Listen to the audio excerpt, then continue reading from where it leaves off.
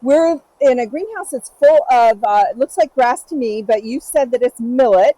Tell me about why are you growing this millet in here, and what is the purpose of cover crops anyway? Yeah, cover crops, great thing for adding organic matter to the soil. Good way to break up pest and disease cycles, and always great to keep living plants in and on the soil, living roots in the soil. We're growing millet specifically because we've had this lesion nematode affecting spinach for quite a long time. Um, Extension helped us identify that the problem with the spinach was the lesion nematode, and said that the other cash crops we were growing and the other cover crops we were growing were hosts for it. So we weren't seeing any problems from the nematode on those things, but they were staying alive. And though we were doing our crop rotation, it wasn't helping because the lesion nematode is always there. But they suggested that we grow millet or sorghum Sudan grass. So we've been doing that for 4 or 5 years during the middle of the summer. So millet and sorghum Sudan are really heat-loving cover crops, or grains. Really, they are grown as grain crops in other places. Yeah, so we will mow this right before it sets seed, and then tarp it until probably March of next year. We'll start our first spinach seedlings of next year, probably in February, and transplant them out in March in here. Awesome. Yeah. And then you have some more millet growing out here in your fields that we saw earlier.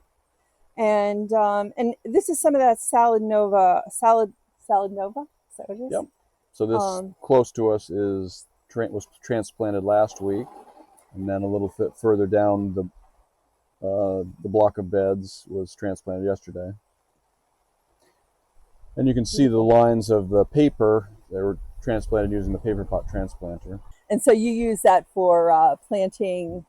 Really, nearly all of the seedlings that we grow in our greenhouse, we start them in paper pot transplanter trays. You may have seen earlier, we do a little direct seeding, experimenting with doing more of that.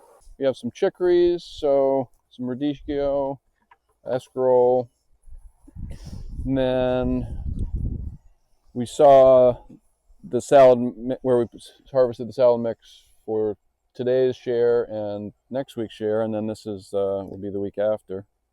It's so beautiful. So it looks like there's 4 different types of lettuces here. A couple of frilly ones, and then some green oak, red oak. Was looking for a crop to add variety to the hoop house rotation. So we had the possibility of doing trellising. So the pole beans were. I was curious about the pole beans, and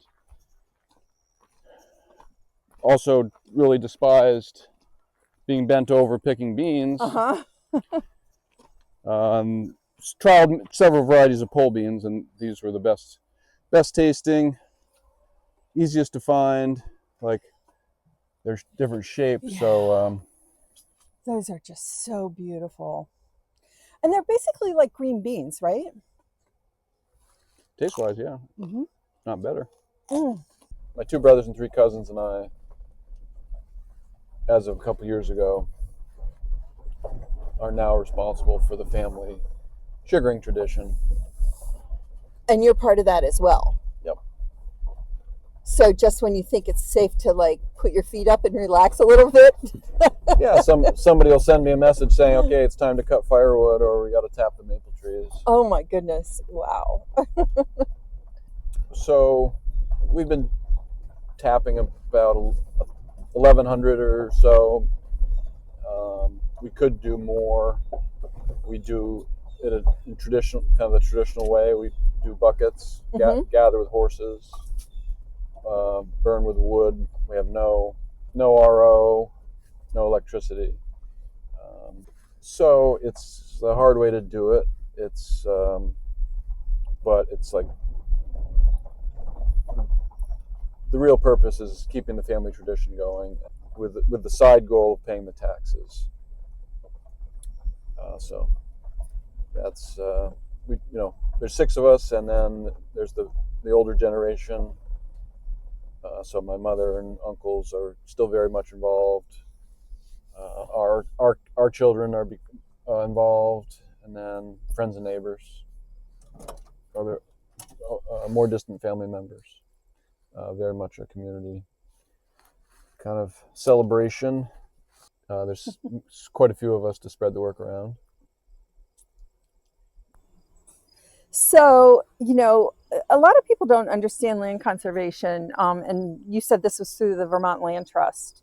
And so basically, correct me if I'm wrong, but, my understanding is that a piece of land, whoever is selling it gets paid the full value of it, but the Vermont Land Trust holds the development rights on it, so it can't ever be developed. And then that piece of property becomes much less valuable, or, in terms of resale. If your family's never going to sell this place, but if they did, they would sell it at the lower price, and it would be restricted in some ways. Perhaps, you could only use it for agriculture. You'd have to use it for agriculture. Mm-hmm. Is that right? How it works? Yeah.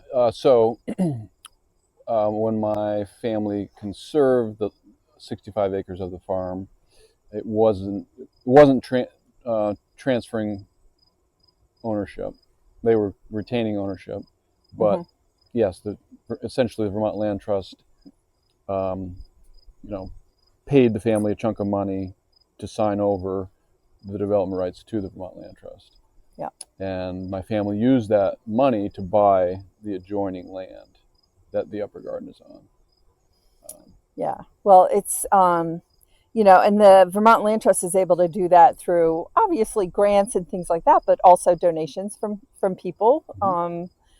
Who either, make annual donations or mm-hmm. donate it through their estate. Yeah.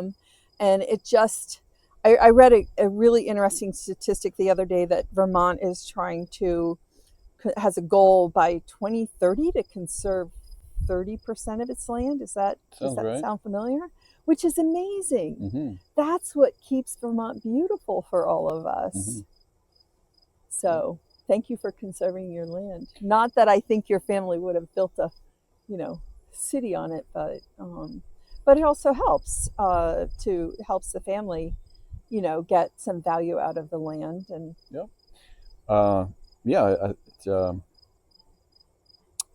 in our situation, it allowed us to buy an adjoining piece of land that was a little bit better soil and not quite as steep. So I'm not if we hadn't done that, I'm not sure if there really would have been a site that I could have gotten started with a vegetable farm. Great to hear.